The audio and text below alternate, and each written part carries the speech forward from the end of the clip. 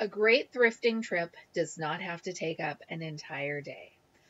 I'm Michelle, this is my romantic tangle, and a while back I did a video about 7 thrift stores in one day. The reality of that day was that I was running errands and returning library books and buying groceries, and I just ducked into the thrift stores that were either on our route or only a couple of blocks over. That is what I do most weeks. Now and then I will get to spend an entire day thrifting, and as much as I love that, almost more I love being able to weave thrifting in with my normal schedule of errands. And I thought I would share my tips for how you can do that too.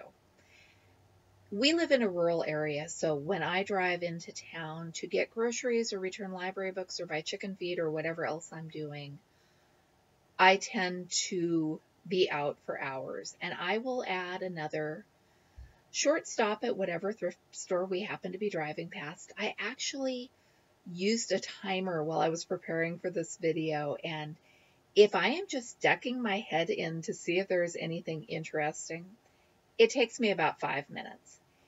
If I find something I want to look at a little more closely or wind up buying something, it's closer to 10 minutes, and that is surprisingly consistent from store to store and day to day. I do make sure to build extra time in to my schedule so that if I find the store where someone has donated a whole pile of cross-stitch patterns or a ton of yarn or fabric or something that I want to spend time looking at, I have the time to spare to do that. Sometimes that means cutting something else out of the daily plans.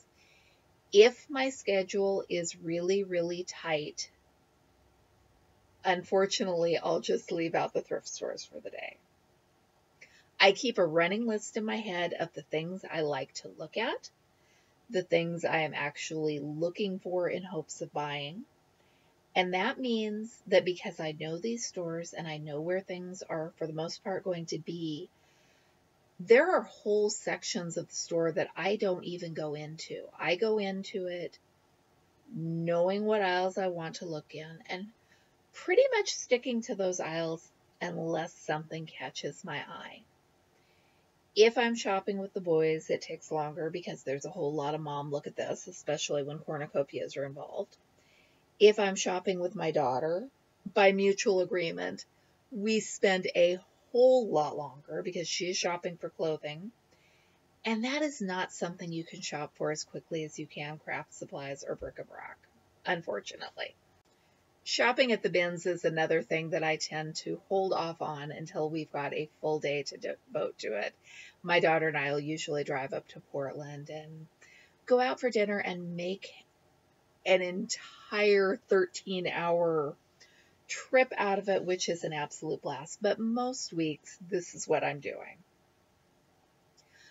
Do you spend whole days thrifting, or do you duck in for a few minutes whenever you get the chance? Let me know in the comment section below. I had actually made the original version of this video back in the early months of 2020 and then deleted it without posting it for obvious reasons.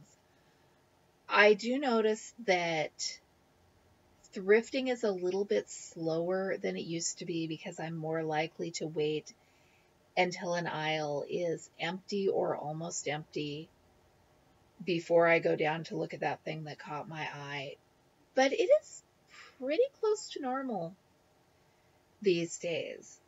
I don't go on Saturdays. I don't go if the parking lot is packed unless I have driven out of my way to get to that store.